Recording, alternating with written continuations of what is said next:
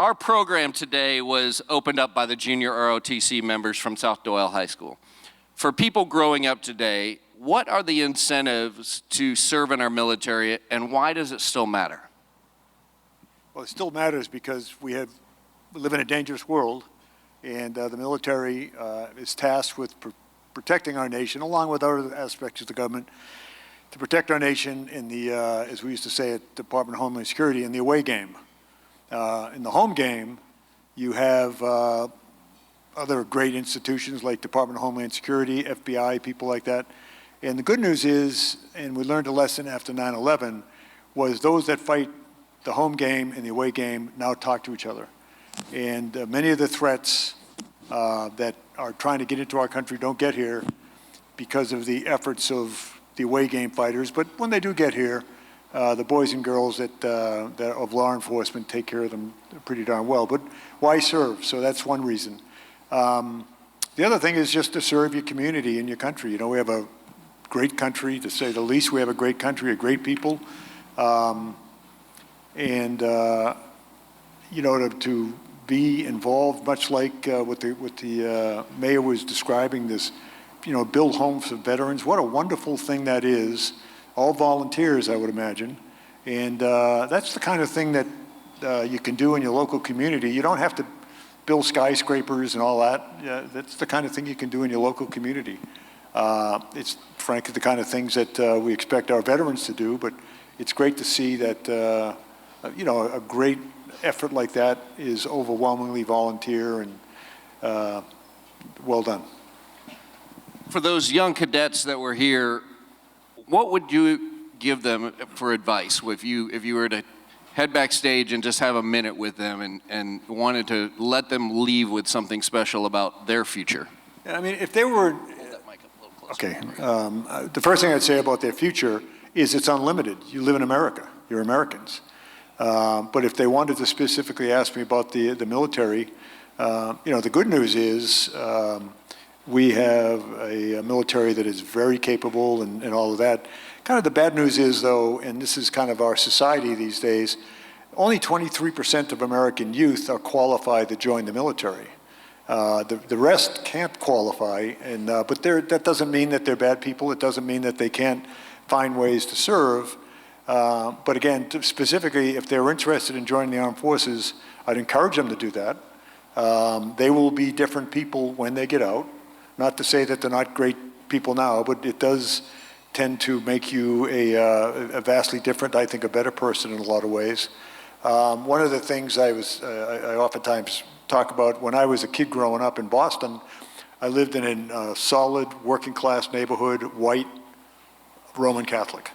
Other parts of Boston is where the black people lived, or the Italian people, or the Greek people. It's a very kind of segregated city. But the point is, growing up, I only was exposed to kind of a fraction of American society. When I joined the Marine Corps, you know, every race, every gender, oh, well, two genders. Yeah, I think. Yeah, be careful on that one. I didn't mean to do that, but and you just, your view of America and your view of what makes our country great and our people great is vastly expanded when you have the opportunity. You know, in my case, you know, I grew up in Boston. I never knew anyone that hunted deer. You know, and I go to boot camp and half the people were there from the South and hunted deer. I didn't know why, but okay, if you want to shoot. But, and other people that came from different parts of our society, and it just gives you a broader view. And then, frankly, in the military, when you have the opportunity to then visit foreign lands, there's only a few out there that have anything like we have here in America. The vast majority of the world is hungry and violent and all of that. And again, when you come back from some of these countries, wherever they happen to be, you have a different view, again, of America. And the one thing I know I beat the drum a lot about, but you know, we give veterans, and rightfully so, a lot of credit for having served in uniform and protected our nation in the home game or the away game.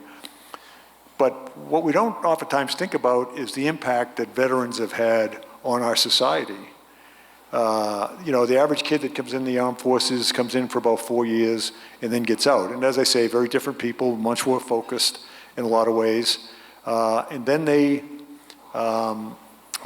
continue to contribute in whatever they decide to do, whether it's police officers or firefighters or businessmen and women, lawyers. They just do it differently. I would share with you that when I was first started at the Department of Homeland Security, I was at a conference with, 400 or 500 fire chiefs rather, from volunteer fire departments. And you all know this, but a lot of America doesn't. The vast majority of firefighters in America are volunteers.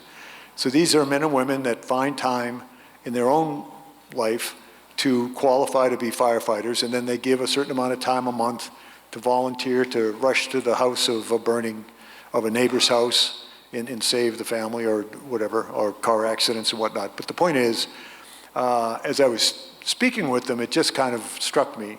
They're all volunteers. And I said, just out of curiosity, how many of you, are active in your church and do community things? And the majority of them raised their hand. How many of you are soccer, coach soccer, little league soccer, that kind of thing? Majority of them raised their hand. How many of you are veterans? Majority of them raised their hand. So this impact that veterans have, obviously, on defending our nation, but then they just go and live normal lives in America, but continue to serve. And that's a thing I bang the drum a lot about, because we don't tend to talk about that. And there's millions and millions and millions of people from the World War II generation all the way to yesterday. Millions that get out with a different sense of what America is. And again, it just doesn't mean that only veterans are good people. You got a lot of great people in America that do a lot of great things. But the veterans, again, for a lot of different purposes, join. It's a pretty tough lifestyle, except for the Air Force. It's a pretty tough lifestyle. He told me to say that. But when they get out, they're quite different young men and women. General, we met at George Washington's Mount Vernon, where my wife, who's here today, serves as the vice regent for the state of Tennessee. And our nation's first president, and arguably our most notable general, George Washington, said, quote, "The willingness with which our young people are likely to serve in any war, no matter how justified, shall be directly proportional to how they perceive the veterans of earlier wars were treated and appreciated by their nation." Do you believe that this is still relevant today? Yeah, just to say anything but yes when George Washington says it. But I do believe that, generally speaking, except for really one time in our history, generally speaking, veterans from all of our wars have been welcomed back into the community and shown a great deal of appreciation. In fact, in today's world, the veterans, there's all sorts of polling about how Americans feel about politicians and a lot of different things. Veterans are at the top of the list. And many people don't know anyone that served in the military or didn't have a family member, but when they go to work in the morning, there's a veteran that works with them. And you say, well, what's it? And when they do the polling, it's like, okay, what makes these veterans you work with different? Well, they're always figuring out better ways to do things. They're always there on time. It's those kind of things, the kind of things you learn in being in the military. But this whole issue of service is really something spectacular. Again, going to polling, it was only after the Vietnam War where Americans looked in a very negative way over the veterans. And that had a lot to do with the politicians back then, how the war was fought, and how they blamed the wrong people for that war and the way it went. But the point is, very quickly after that, for a lot of different reasons, the American public changed its attitude towards the Vietnam veterans. And by the end of the 1970s, and remember the war really ended about 72, 3, 4, by the end of the Vietnam War, the number one, by every polling, the number one institution in America that was the most respected, most admired, considered to be the most effective was the U.S. military. And for decades, that was always up in the 80 percentiles. Now, recently, last 4 or 5 years, that's been reduced down into the low 70s, but still number one. Law enforcement continues to be number two. I think the Supreme Court is kind of down into the 40s. Where's Congress sit in that? Well, right below meter maid or root canal dentist? Well, and not to make a joke, because we are a democracy, and there's a lot of wonderful men and women that are in elected positions. You would think in our democracy that the Congress and politicians in general should be considered the most effective, the most admired. They're last. Today, they're 9%. They haven't been for 40 years above 14%. And again, it's not to say they're bad people. There's a lot of wonderful people that are in elected. It's just that in the last few years, they haven't been as effective in terms of legislation or whatnot as they have been in the past. But again, American public continues to see the most effective, admired institution is the U.S. military. And those of us that served in the military, I mean, I'm 10 years out now, but those of us will work and do work very, very hard to no way violate the trust that the American people have in us. Remember, you go back to George Washington, the two things that were of greatest concern to the founders when they were putting together 13 colonies into something called a democracy, the two things they were most concerned about was a standing army, because standing armies throughout history tended to take over when they didn't like what was going on, and a leader that was more like a monarch than like the president, that has all sorts of responsibilities, but is required to work with the Congress. And those are the two biggest concerns, and for the most part, throughout history, our history, we've done pretty well governing ourselves. There's some ups and downs, and we can do better periodically. And of course, the military is very, very sensitive to always being seen as the servants of the people and to not be political. I am convinced that if we could just turn most of the country over to veterans and Chick-fil-A, then things would run really, really, really well all the time. Well, your bio and your background and every other interview you've ever done is going to talk about all the great things that you've done or you've learned about. I want to ask quite the opposite.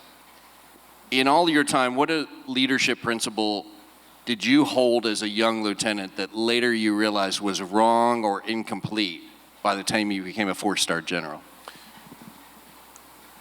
I think probably it wasn't a huge mistake. It was the idea that perhaps everyone was selfless and focused on the mission. And when I say everyone, I say not just in the military, but we have this thing called our government. That there's this sense of selfless devotion to the Constitution, to the rule of law, to the mission. And I learned, for the most part, that's consistent, that's reality. But every now and again, there's some shortfalls. But at the end of it all, I mean, Marines in the audience, I used to say, I never met a bad Marine. Actually, I met one. But, and they're not all perfect. And I've court-martialed them, and I've chewed their asses and ripped off their faces, and then kicked them in the butt, but go back 2-3 days later and say, okay, knucklehead, what'd you learn? How could you be so stupid? What would your mother say if I called her and told you did that? And it's the mentoring, and they're not all perfect, but they're all pretty good people. When you, well, we were talking on the way down about leadership and command. There is a common saying in command or leadership that it is a very lonely place. When you face decisions with no clear right answer, only a choice between two difficult outcomes, what was the internal compass that you relied on? Well, you consider the mission, because that's the most important thing you do, and then of the options, you pick the best one, and sometimes they're not all, great. But, one of the worst things, and I think many of the people in this room will know what I'm talking about, one of the worst things is that to know that your decision will probably end up in the loss of life of one of your Marines or soldiers or airmen, Navy guy. They'll lose their life or they'll lose limbs. But it's the mission, and you do the best you can to struggle to make the right decision. The other thing I always found, I just could not send them out there by themselves, so I spent so much of my time with them, to the point where I had a boss in Baghdad that said, I'm hearing you're out there a lot, and look, it would be really bad if we had a general killed. I said, well, I wouldn't like that either. I said, but I can't do it. I can't send them out there by themselves. I have to be with them, even just to watch. So. Well said.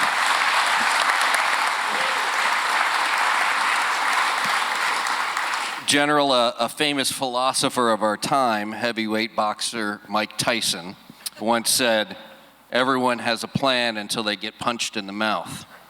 In your career, who or what delivered the most memorable punch to one of your carefully laid plans? Well, the enemy kind of gets a vote, so sometimes, one of the things that, to be serious for a minute, when we were given the mission, and this is common to all, through history, every war or conflict has got multiple aspects to it.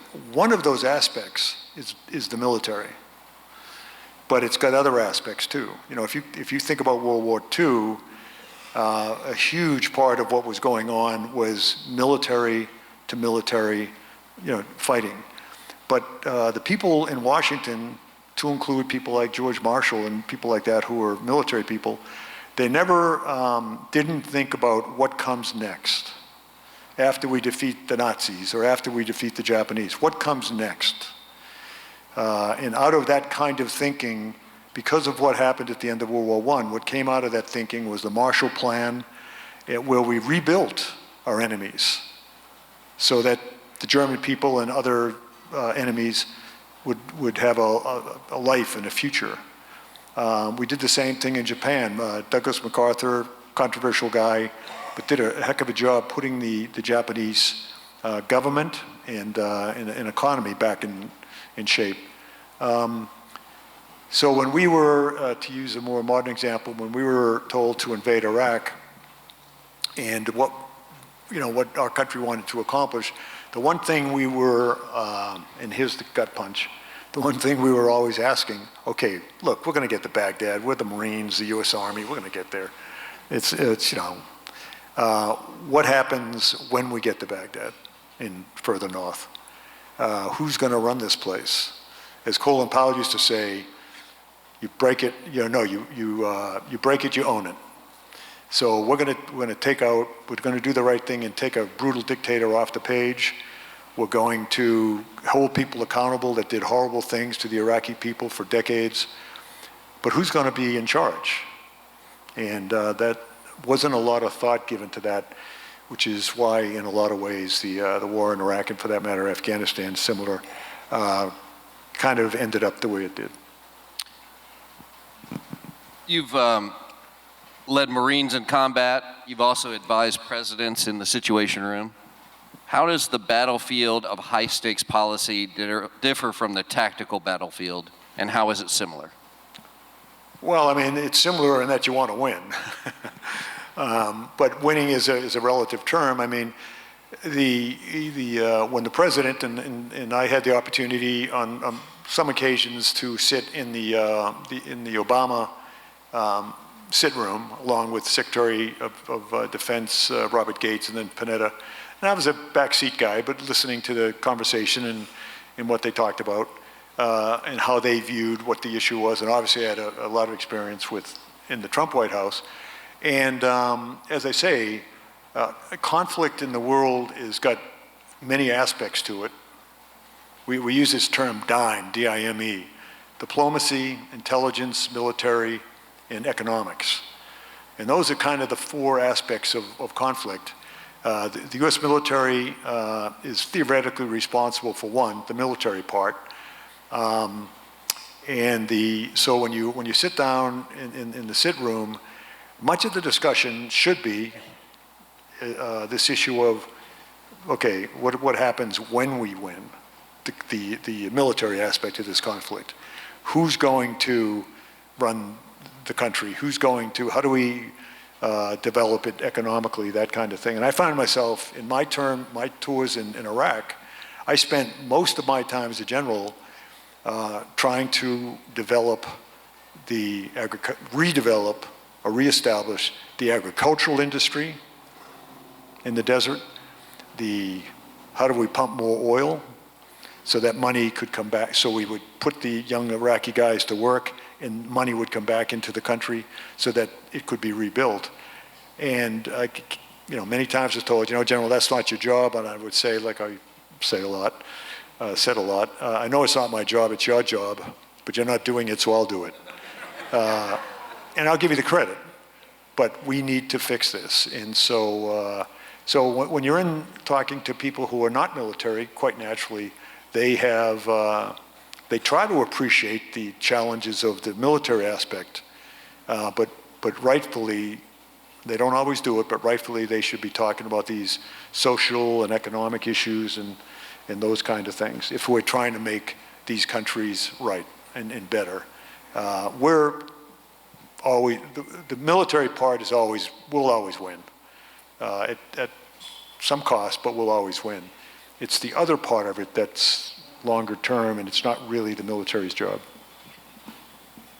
As our nation approaches its 250th anniversary, has the role of today's military changed from when you were in command, or is it still unchanged? Well, first of all, not to correct you, but our country started in 1789. Fair enough. Not 1776, okay. And we, from the revolution, and that was quite a tough fight, but from the revolution to the Articles of Confederation to ultimately the writing of the Constitution was an evolutionary process that was painful, because all of those, the founders that were writing these documents and trying to, were, as I say, deathly afraid of things like central government, a standing military, and all the rest of it. And they did the best they could, and I think ultimately did a pretty good job. But to answer your question, one of the things, as I say, George Washington, he's noted for a lot of things, and we owe him a lot. But as I said, and you probably heard me say it in Mount Vernon, and I said it a lot, the two things we really owe him for, that we should really thank him the most for, is he went home. Not once, but twice. At the end of the Revolutionary War, there was a lot of talk about Washington staying on as kind of a permanent monarch, because he was so well revered, and frankly, when the war ended in the early 1780s, they didn't know what to do, really. And he said, nope, going home. I'm not a politician, and I love Mount Vernon. And if you've ever been there, you'll know why. And then when the government was formed in 1789 and they were looking, the Constitution was written, he was the obvious guy to step forward, and he did step forward, and he served 2 terms. He was elected twice, and they wanted him to stay on at the end of his second term. And again, this kind of a quasi-monarch, and he said, no, I'm going home. And that set the tone for military people, that it's the civilians that we serve, not ourselves, and for the politicians, that it's not all about you, it's all about the country, and find a way to operate that way.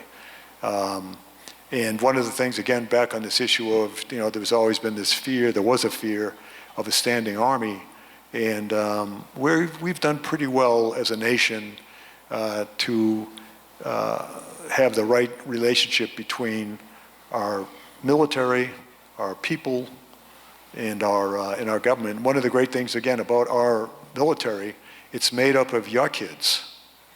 It's not all made up of, God knows, graduates from elite universities, and it's not all made up of rich kids.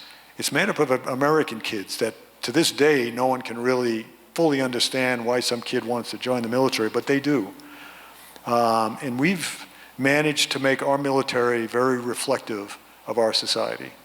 You know, there's a lot of people, again, back to polling, there's a lot of people that think the military is super conservative. It's really not. There's a lot of people that think we're all, you know, as I say, super conservative. We're really not. It's kind of a 50-50 mix between Democrats, Republicans. But the other thing is, in the military, you're not political. I would say for my 44 plus years in the military, I never had a conversation about politics. I voted in every election by mail, but I never had a conversation ever about politics. And I think that's exactly the way, and I think our country appreciates that. It's one of the reasons they do appreciate their military. Yeah, I think we could all do with a little less politics, so, on any given day. Unless you're a politician, I guess. Well, I'm going to stick with public servant and less politician. Yeah. We have people all in this room that have certainly served in foreign wars. We have Ambassador Asher, who has served on the world stage. Given today's global instability, what do you see as the greatest silent threat to American national security that the general public is not paying enough attention to? Well, certainly the silent threat is just that there are countries out there, particularly China, that are developing very, very high-tech weaponry that will, call into question our ability to. I mean, we'll still win, but we'll pay quite a price. You know, it's interesting if you look back in history about the Chinese, more or less. About 50 years ago, the Chinese, Mao Zedong was still alive, and they said, okay, let's by the way, this is kind of a planning cycle thing. Oftentimes we'll ask a crowd, what is our planning cycle? I'm talking about China, 50 years, what's our planning cycle? 4 years. No. 4 or 8? Huh? Is it 4 or 8 every election cycle? It's, people say 4, that's every president. I say, no, it's not 4. People say, 2, that's right, you have the midterm. No, it's 1. And if you look at what's going on in our country right now. We're 1 year into a 4-year term. Right now, the only thing in Washington is the mid-year elections, the midterm elections.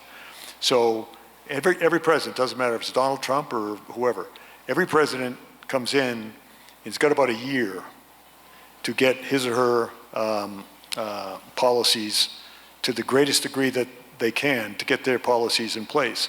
Because once the first year's up, then it's midterm. Now, let's say for argument's purposes, the midterms turn out to be the Republicans win the House, then he's got about another year. If the Democrats win the House, then he's got another set of challenges. So anyways, 1, maybe 2 years is our planning. The Chinese say, sit down and say, where do we want to be in 50 years? I mean, 50 years ago was what, 1975? So the people, these are all communist, Chinese communists, Chi-Coms for you Vietnam guys, they say, okay, we want to be the #1 economy in the world. And there was chuckling in the audience because at the time, China couldn't feed its own people. They had no industry. They had no, they relied on the world to help them, again, feed their own people. Where are they today? They're the #2 economy in the world, and some people say they'll might surpass the American economy in 2 or 3 years. Anyways, pretty impressive. As part of that same conversation, they said, where do we want our military to be? And the guy said, the folks said, well, we want it to be equal to the United States or the Soviet Union. And again, chuckling in the room because at the time, they had no real Air Force. They had no electronics. Their military was overwhelmingly infantry guys with bolt-action rifles. And where are they today? We used to say they were near peer competitors. Everyone now that talks about it says they're peer competitors. They're, with the exception of the people, their weapons and whatnot, in many cases, are as good as we have. They have a larger Navy than we have. Their aircraft and Air Force are very technologically advanced to a large degree because they stole it from us. Very, very, very capable military. They still don't have the kind of men and women that are in their military, but they're working on that too. Russia, nuclear weapons, not nearly the conventional capability, but nuclear weapons. That's why it's critically important that the growth in nuclear-armed states be minimized. Knox County, some time ago, lost one of our own, a Gibbs boy named Army Staff Sergeant Ryan Knox during the withdrawal from Afghanistan and the tragedy at Abbey Gate. You are in the unique and painful position of being both a senior military leader and a Gold Star father. How did this loss of your son, First Lieutenant Robert Kelly, change the way you view your responsibility as a commander, but also as a public servant? Well, the first thing I'd say, when people would ask that kind of question, I can look back and say, honestly, they were all my sons and daughters. And so the loss of my son was, horrific, as you might imagine. But I also thought, and always thought, of the loss of all of those other young kids. I would tell you, as a Gold Star dad, the sadness is absolutely forever, but so is the pride.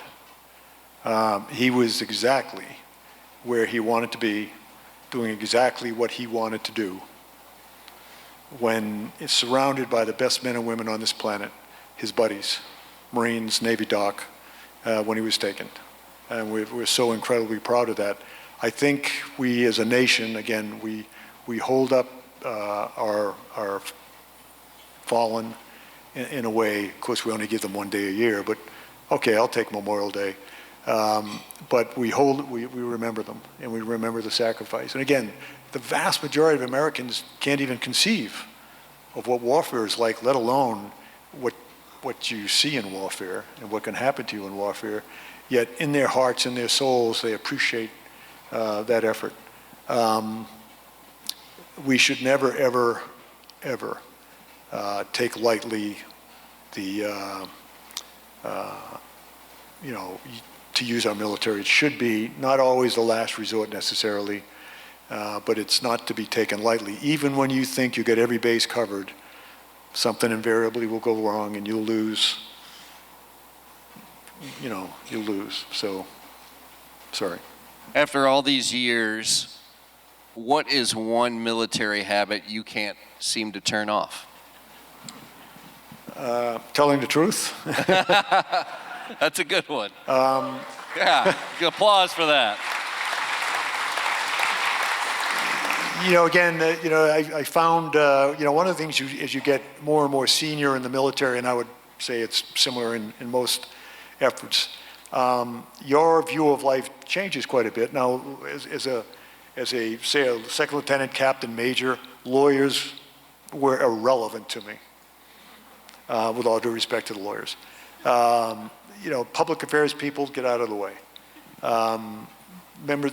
But as you get more and more senior, until ultimately, when you enter the general officer realm, the most important person in my life were my lawyers. Because everything I might have wanted to do, I had to make sure, A, it was legal, and that includes, did I have the authority to do it? I can remember when I was in Southern Command fighting the drug fight, and I wanted to give money to, say, a given country to help them develop.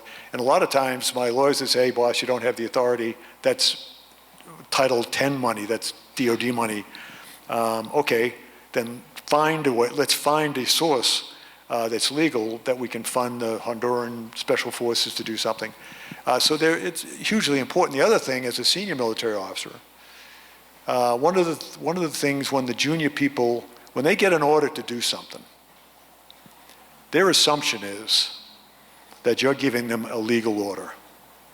When you tell them to blow up drug boats in the Caribbean, they're assuming that you have done the due diligence with the lawyers to make sure that's legal. And there's 1,000 other examples. Because, you know, the kid that's flying the plane, he doesn't have a lawyer. But his assumption is, my boss would never tell me to do something that was not legal. And every senior officer I know, that's one of the driving forces in what they do, is to make sure that if you get an order and your lawyers tell you that it's not legal, to push back. Our system's set up, by the way, when I was at Southern Command, sometimes I'd get a call from maybe the White House or something, they'd tell me to do something, and I'd say, okay, I got to check. And I'd call the Chief of Staff, not the Chief of Staff, but the General Counsel of Secretary of Defense. Great guy. Hey, they just told me to do this, doesn't sound right to me. More often than not, he'd call me back 10 minutes later, don't do it. You're right, you don't have the authority. But the youngsters that are flying the airplanes or walking the patrols and everything, their assumption is you would not tell them to do something unless it was legal. And that's why it's an absolute requirement of leadership at that level to never set your kids up so that in the future they could be prosecuted for something that they thought was legal. Just a couple more questions. Good, yeah, I'll take the applause. Yeah. Just a couple more questions as we wrap up today. For many veterans, service truly never ends, yet many experience a loss of purpose after taking off the uniform. After your decades of service, what does service look like for you now? Well, you know, one of the funny things about when I left the Marine Corps in February of 2016, you know, you get out and you get job offers and stuff like that. So I was doing a few things, but I wouldn't say I was lost, but I really missed serving. And I got a call one day, completely cold call. My wife and I were watching college football. I think Tennessee was getting beat that day. No, never, never. But I got a call, and it was a guy, Reince Previous. He was the first chief of staff for, this is before President Trump became president. And he called and he said, hey, this is Reince Previous, and I never heard it didn't sound like a name to me, so I thought it was one of my friends, you know, kidding me. But he said, hey, the new president would like you to consider coming into the administration. And he said, there's a number of job openings. And I said, well, you know, and I was actually happy because, boy, a chance to serve again. So he said, yeah, we'll send the jet. They were up in New Jersey. I'll send the jet for you. And I said, I'm not send the jet for you kind of guy. If you're serious, I'll drive up and I'll see you tomorrow. So I did that. But when I hung up, my wife said, who is that? I said, well, and I told her the story, and she said, I said, what do you think? She said, well, if our family's nothing else, it's a family of service. And she said, and besides, all of this quality, wonderful time that we're supposed to be spending together in retirement ain't. Always listen to your wife. Yeah, yeah. But you know, again, the opportunity to serve and DHS was a good job, and I fought, pushed back. I didn't want to really be the chief of staff, but I got waylaid into that. But you know, to serve the country, and again, a Democrat, Republican, it doesn't matter. The President of the United States, my view, the President of the United States deserved the best information that you could possibly get to him so that he could make the best, most informed decision on whatever the topic was. You know, and that kind of knowledge does not reside only in the White House. So you'd bring people in, but that's what he deserves. You know, and people would criticize. I mean, sometimes the press would criticize about, you know, working for then, you know, the first term President Trump. They say, well, wait a minute, if he doesn't have good people serving him, and certainly I mean, most of the people that were in the administration were great people. If you don't have great people serving him, then he's going to make decisions that are not good decisions. And that means the country fails. And, you know, whether you're a Republican, Democrat, it doesn't matter. You should care more about the country first. And that means if you have to push back and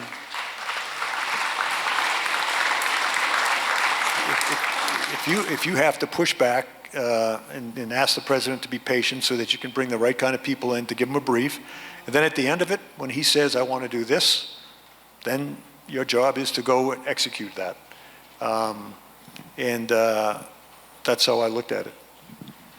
Before we get to my last question, I do want to let everybody in the room know that General Kelly has agreed to stay and meet with you personally. Just in the side room over here, we have a backdrop and a line that will form up, and we'll do our best to accommodate everybody before we have to get the General back to Virginia. So don't rush off too soon. Head of the line privileges go to anyone that wants to contribute to those young ROTC. There you go. If you're making a donation to the South Doyle ROTC, you get to the front of the line. I like that, General.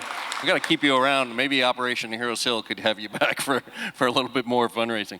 I also want to recognize, I went around the room before we started, saw a lot of friends and familiar faces. One gentleman that I'd like for you to raise your hand. Elmer, where are you? Elmer Seiler. Just raise your hand in the back, raise your cap. We have Elmer Seiler, the 100 years old, 82nd Airborne, 325th Glider Infantry Regiment, Bronze Star winner, there on D-Day +1, Operation Market Garden, and the Battle of the Bulge. Please give a warm welcome to Elmer Seiler. And say thank you.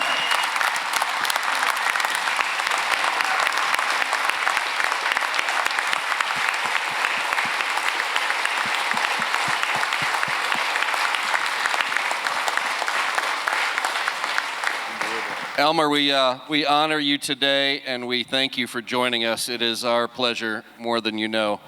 All right, my last question.